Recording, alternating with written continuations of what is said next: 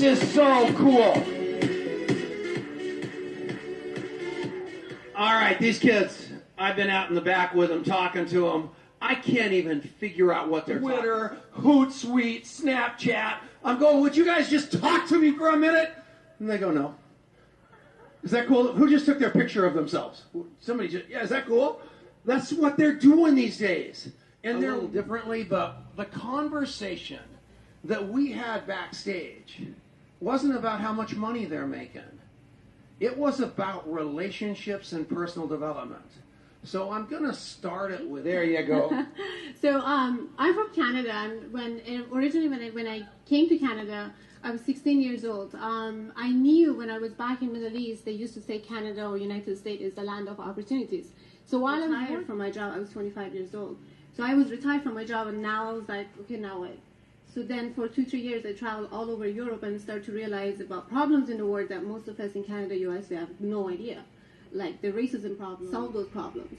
And I see as a person who got my retirement at age 25 and been living a free life for the past 9 years, it's a responsibility to pass it forward. We can't just keep it to ourselves and stay stingy.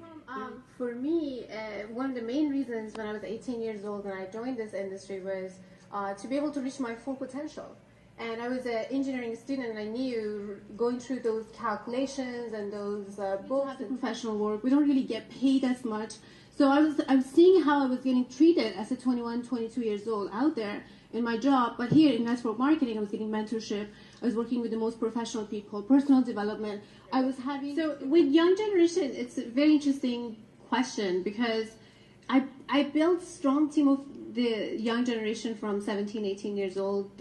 They get in, they are excited, they bring a lot of people with them, all their friends, because they just fall in love and they want to be married and they want to be in a relationship and they want to go to the club and they want to get drunk and they want to do all the crazy parties that they see in Hollywood movies, all that stuff, right? So it's very hard to keep them focused. Gen Y into the business, they are very smart people. You can't fool them with fake it to make it, or all the inauthentic thing that we normally see out there.